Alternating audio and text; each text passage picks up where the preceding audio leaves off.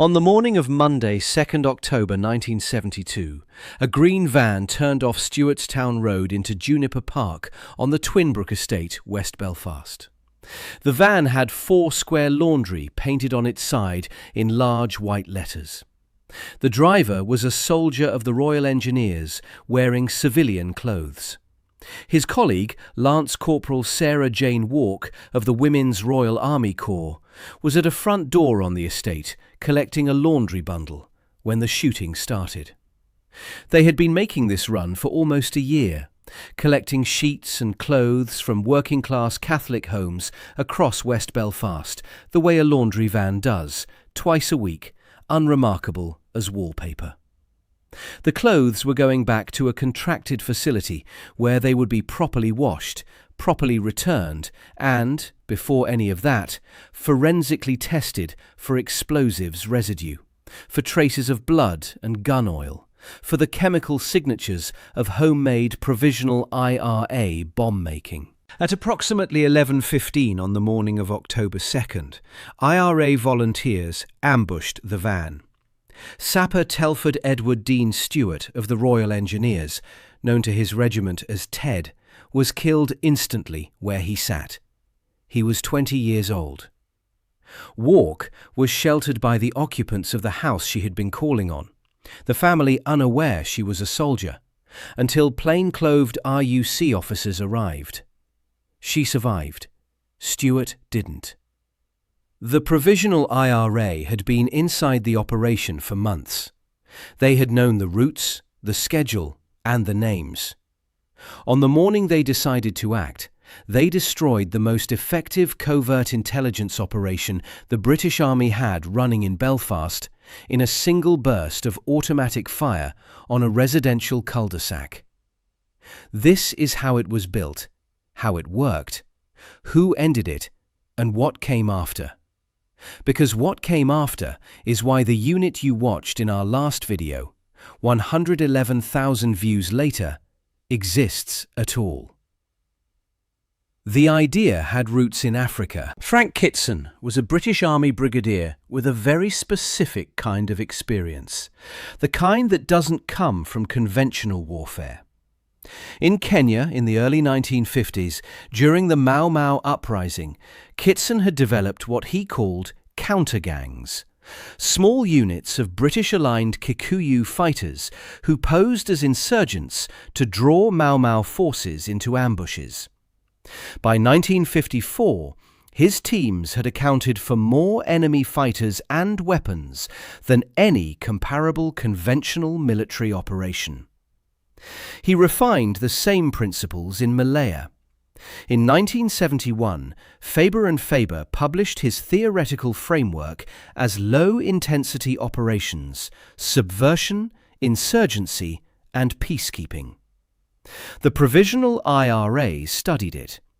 Their Chief of Staff, Sean McStearfane, reportedly described Kitson as our deadliest enemy. In September 1970, Kitson arrived in Belfast as commander of the 39th Infantry Brigade, covering the Greater Belfast area. The city was deteriorating at a pace that made normal military logic obsolete. 1972 would record more than 10,600 shootings across Northern Ireland. The RUC's special branch was overwhelmed. The army had almost no coherent intelligence picture of Pyra's actual structure inside the Catholic estates of West Belfast. Kitson's answer was to apply what he had learned in Kenya to an urban environment. Get close to the enemy, using their own streets, their own people, their own rhythm. The unit that emerged from that logic was called the Military Reaction Force, or MRF, formed in the summer of 1971, based at Palace Barracks in Hollywood, East Belfast. It consisted of approximately 40 soldiers drawn from across the British Army, infantry volunteers, some with special forces backgrounds, all operating in plain clothes, in civilian vehicles, with no formal regimental identity for the unit itself. Squad leaders were typically NCOs with SAS, SBS or parachute regiment experience. A Ministry of Defence review conducted later concluded the MRF had no provision for detailed command and control. At the time, no one was asking for one. Kitson left 39 Brigade Command in April 1972. The MRF continued under Captain James McGregor, who assumed command of the unit in June that year. The architecture Kitson had built ran on without him, which meant the structural problems he had embedded in it ran on too. The Four Square Laundry was one of several cover companies the MRF operated in Belfast. It began collecting laundry in nationalist West Belfast in early 1972, visiting homes on estates including Twinbrook and Turf Lodge twice a week. The operation attracted customers through discount vouchers, numbered and colour-coded by street. The pricing was competitive. The service was efficient. The staff were friendly and local-sounding. Both the driver and the collection operative were from Northern Ireland, which mattered considerably. A southern English accent in Twinbrook would have been flagged within a fortnight. Clothes collected for washing were sent to a contracted facility where they were forensically examined for traces of explosives, gunpowder, blood and gun oil before being laundered and returned. The laundry lists themselves were an intelligence tool, independent of the chemistry. A change in clothing sizes at a known address, new men's clothes appearing at a house where the husband was known to be imprisoned, or where only a woman lived, could flag that someone new had moved in. Staff gathered intelligence through conversation during collection. Surveillance operatives and equipment were reportedly concealed in the van itself. A British Army situation report to the Prime Minister's office, dated October 1972, and later recovered in released archives by the charity Paper Trail, described the operation in concrete terms, documenting the laundry's contribution to intelligence that had driven PIRA officer-level arrests in Andersonstown, one of the most active Republican areas in Belfast, across several months of operation. The laundry also made a profit. That detail circulates as a footnote that never quite makes the main text. It matters because it confirms the scale of the deception. This wasn't a ghost business propped up by army subsidies. Catholic households across West Belfast chose it because it was cheap, reliable, and run by people who knew how to chat at a front door. The cover wasn't cosmetic. It was real. The laundry was one node in a broader network. The MRF also ran the Gemini Health Studios at 397 Antrim Road, a massage parlour operating as an intelligence collection front. It maintained an office at College Square East. Mobile teams in civilian vehicles conducted photographic surveillance through Catholic neighbourhoods around the clock, in teams of 2 to 4. Declassified National Archive documents confirm the MRF was allocated 7 civilian cars in November 1971, specifically chosen to project the image of commercial travellers. 4-door, over 1,500 cubic centimetres, less than 6 months old, with a presentable finish. Between November 1971 and June 1972, those cars had collectively driven approximately 40,000 miles each across Belfast's compact street grid. Running through the entire operation was a category of agent the MRF called FREDS, Provisional IRA, or Loyalist paramilitary members who had been captured, turned and redeployed. The FREDS fed intelligence back to MRF handlers. They were also driven through Belfast in armoured vehicles to identify paramilitary individuals through gun-slit windows, allowing the unit to compile photographs and dossiers on militants from both communities without ever exposing a uniformed soldier. The Freds were the most productive element of the intelligence structure. They were also its fatal vulnerability, and the army had written no procedures whatsoever governing what a turned agent could be told, how long they should remain operational, or under what conditions they should be extracted. Seamus Wright was 25 years old, a roofer from Bombay Street in the Lower Falls, a member of D Company, 2nd Belfast Battalion of the Provisional IRA. On the 7th of February 1972, he was arrested at his home and taken to Palace Barracks. A secret British Ministry of Defence file, subsequently recovered by paper trail, records that Wright was paid a total of £285 before being classified as discharged as unsatisfactory and transported to Birmingham on March 29, 1972. The England trip was cover. Postcards sent home, the appearance of a man taking time away. He returned approximately a month later, now operating as an MRF agent inside the same Republican networks he had come from. Kevin McKee was 17 years old at the time of his first documented contact with British military intelligence. The King's Own Scottish Borderers Watchkeeper's log, dated February 6, 1972, records an arrest at 22:50. McKee and a companion lifted from the street. 77 minutes after McKee was taken in, KOSB soldiers raided an address McKee had identified, recovering 5 weapons and approximately 1,600 rounds of ammunition. The log then records that McKee subsequently escaped from Springfield Road RUC barracks, which doubled as a British military headquarters in West Belfast. Springfield Road was considered near impossible to break out of.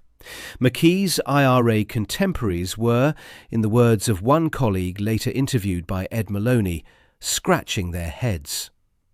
Nobody formally accused him of being an informer. Both men were now inside the MRF's network.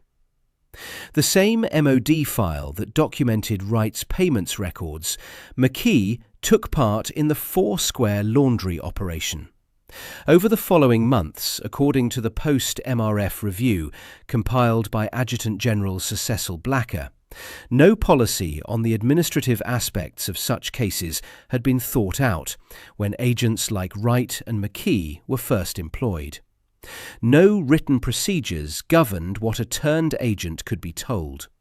No protocol determined when an asset who knew too much should be extracted before that knowledge became a liability. In the summer of 1972, the IRA began to suspect Wright.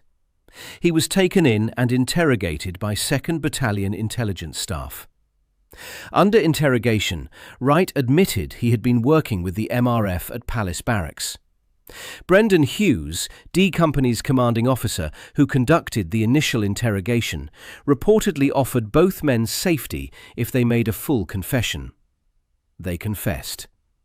McKee specifically disclosed the Foursquare laundry, telling his interrogators that the MRF was using the mobile service to gather intelligence through forensic testing on clothes.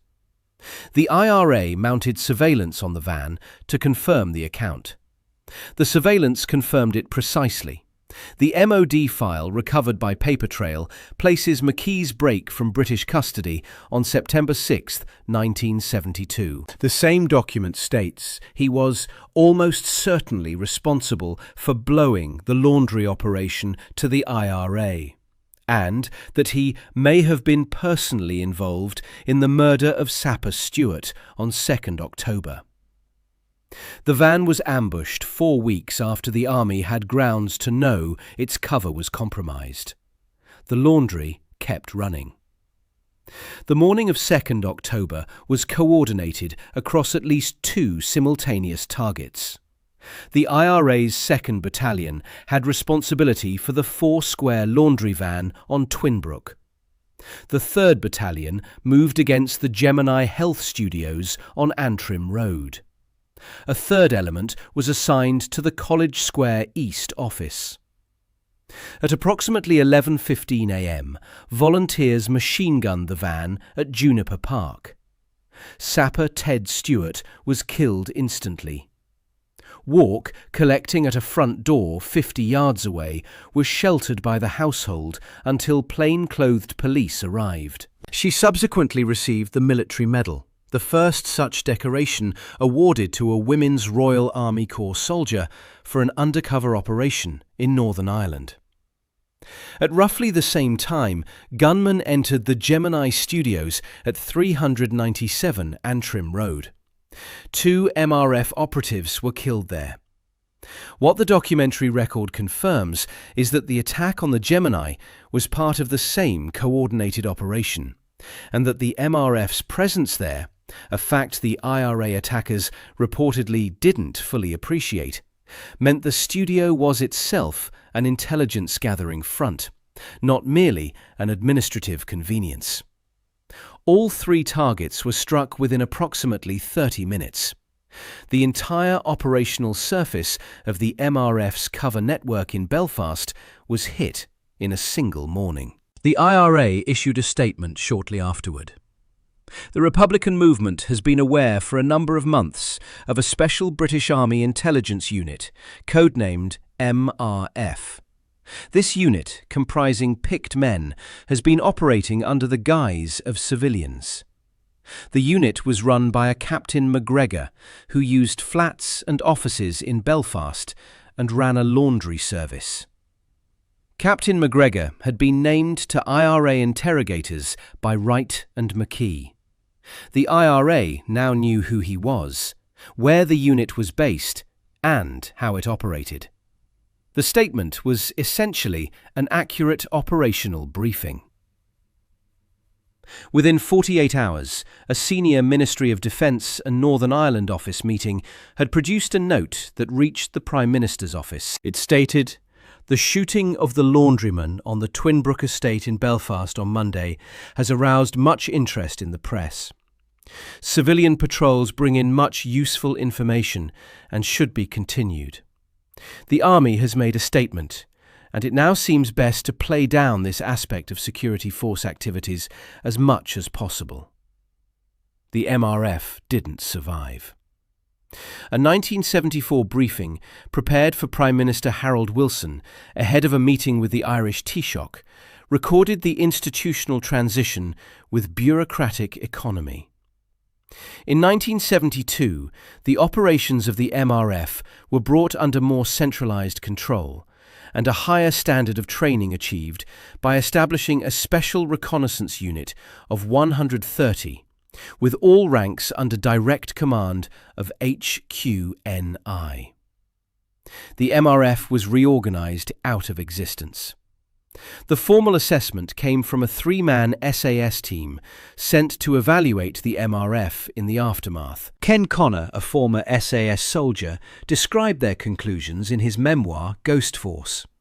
It soon became apparent that its cover was blown, and the group of people running it was so out of control that it had to be disbanded at once. Without reference to each other, we all produced the same recommendation. It's been a useful tool, but it's well past its sell-by date. Get rid of it, acquire the needed skills, then reform it in a different guise. The result was 14 INT, the 14th Intelligence Company. 14 Intelligence Company was formally established in 1973. Where the MRF had been roughly 40 soldiers operating with no written policy on what agents could be told or when to extract them, 14 INT had longer and more rigorous training requirements, special forces screening, female operators integrated from the outset, and strict compartmentalisation of operational knowledge. The Adjutant General's review had confirmed in writing that no administrative framework for managing turned agents had existed when Wright and McKee were recruited. 14 INT was the institutional answer to that gap. Every protocol it had was a direct response to something the MRF had failed to do.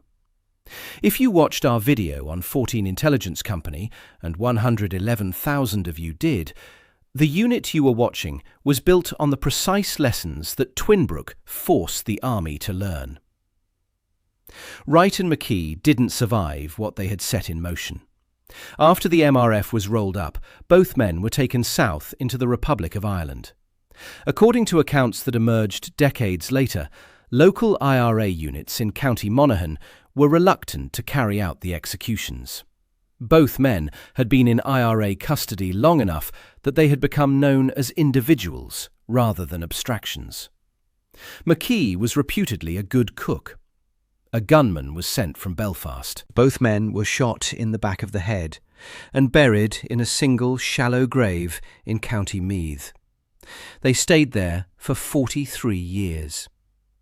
The Independent Commission for the Location of Victims' Remains, established by treaty between the British and Irish governments in 1999, specifically to locate bodies of those killed and secretly buried by paramilitaries during the Troubles, received information pointing to County Meath.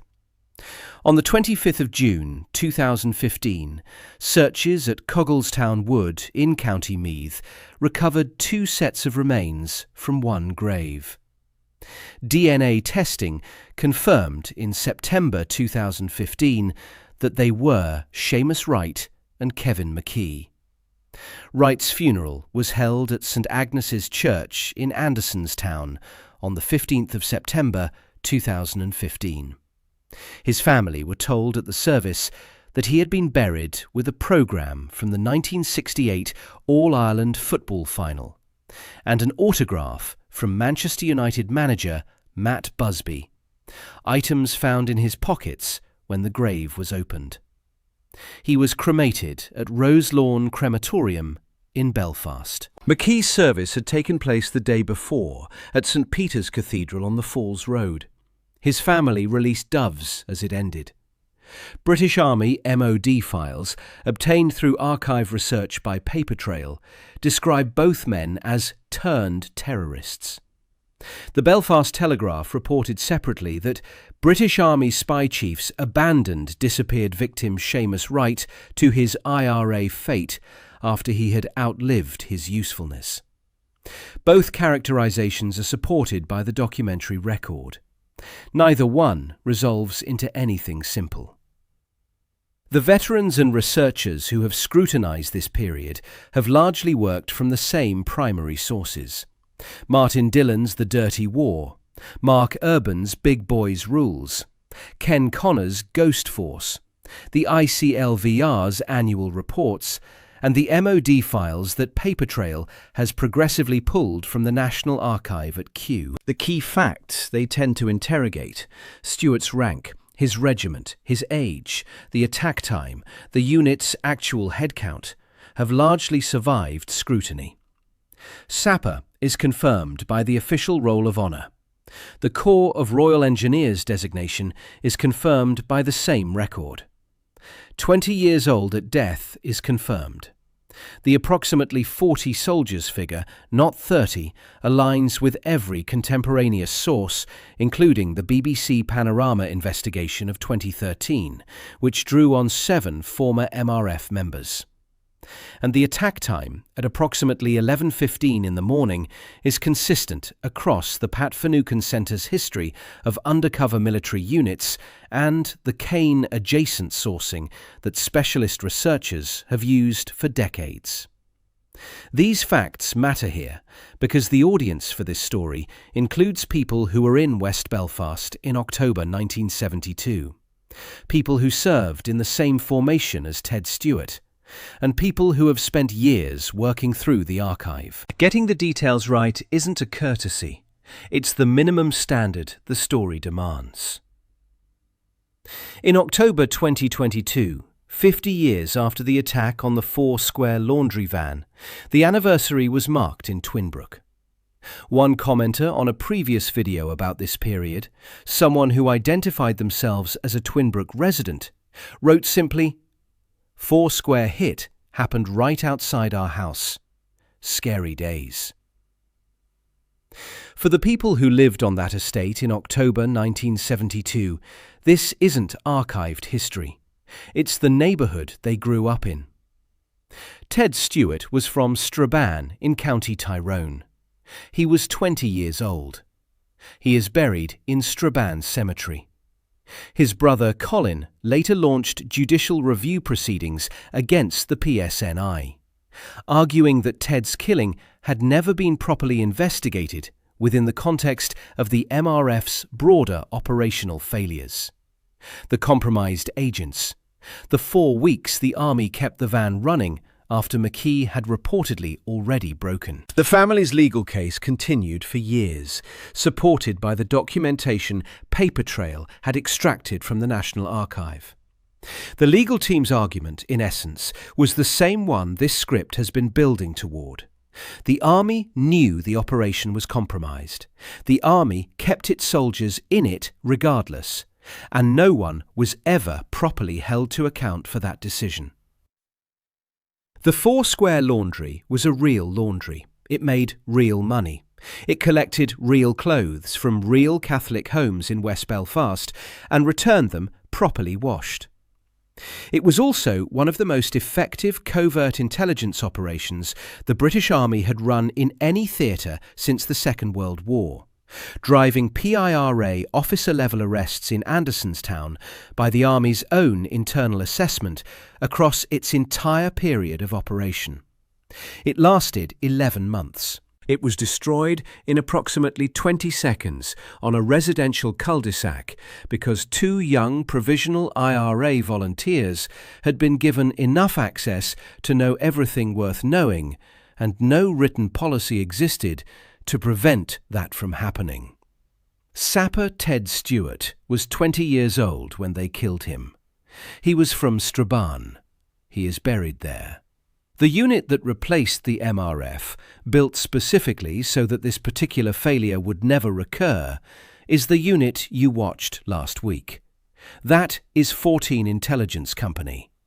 And if you want to understand why it was designed the way it was, the longer training, the female operators, the special forces screening, the strict limits on what any individual agent could be told, this is the operation that made it necessary.